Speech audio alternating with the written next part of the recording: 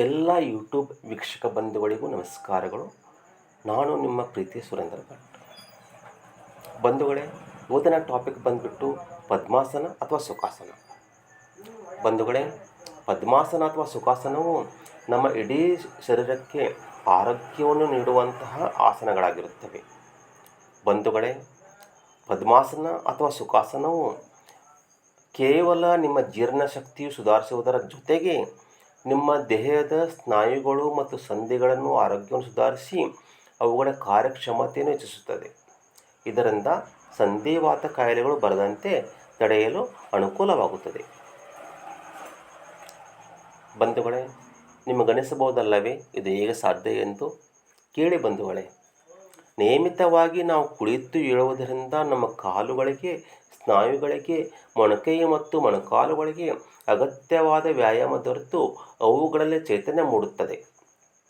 ಈ ಚೈತನ್ಯದಿಂದ ಸಂಧಿಗಳಲ್ಲಿ ದ್ರವದ ಸರಾಗ ಚಲನೆ ಕಂಡುಬರುತ್ತದೆ. ಬಂಧುಗಳೇ, ಹೀಗೆ ಇದು ಕಾಯಿಲೆಗಳಿಗೆ ಸಿಕ್ಕಿಕೊಳ್ಳುವ ಸಾಧ್ಯತೆ ತುಂಬ ಕಡಿಮೆಯಾಗುತ್ತದೆ. ಬಂಧುಗಳೇ, ಪದ್ಮಾಸನ ಅಥವಾ ಸುಖಾಸನದಿಂದ ರಕ್ತ ಪರಿಚಲನೆಯನ್ನು ಹೆಚ್ಚಿಸಬಹುದು. ಬಂಧುಗಳೇ, ಕೇಳಿ ಬಂಧುಗಳೇ.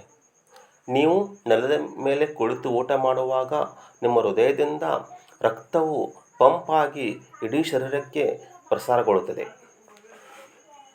ಜೊತೆಗೆ ಜೀರ್ಣಾಂಗ ವ್ಯೂಹದ ಸಹ ತನ್ನ ಕಾರ್ಯವನ್ನು ಸರಾಗವಾಗಿ ಮಾಡಲು ಇದರಿಂದ ಅನುಕೂಲವಾಗುತ್ತದೆ. ಬಂಧುಗಳೇ, ಆದರೆ ಡೈನಿಂಗ್ ಟೇಬಲ್ ಮುಂದೆ ಕುಳಿತು ಊಟವನ್ನು ಸೇವಿಸುವಾಗ ನಿಮಗೆ ಈ ಪ್ರಯೋಜನ ದೊರೆಯುವುದಿಲ್ಲ. ಬಂಧುಗಳೇ, ಕಾರಣ ಅಲ್ಲಿ ಕಾಲುಗಳು ನಿಮ್ಮ ಹೃದಯದಿಂದ ಕೆಳಭಾಗದಲ್ಲಿ ಇಳಿಜಾರಾಗಿ ನಿಂತಿರುತ್ತವೆ.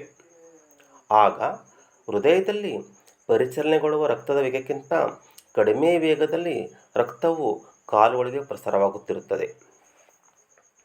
ಅದಕ್ಕಾಗಿ ನಮ್ಮ ದೈನಂದಿನ ಜಂಜಡಯುತವಾದ ಜೀವನದ ಒತ್ತಡವನ್ನು ಎದುರಿಸಲು ನಮ್ಮ ಹೃದಯ ಮತ್ತು ಸ್ನಾಯುಗಳು ಆರೋಗ್ಯಕರವಾಗಿರಬೇಕು. ಬಂಧುಗಳೇ, ಆದ್ದರಿಂದ ಪ್ರತಿಯೊಬ್ಬರೂ ನಾವೆಲ್ಲರೂ ನೆಲದ ಮೇಲೆ ಕುಳಿತು ಊಟ ಮಾಡಲೇಬೇಕು.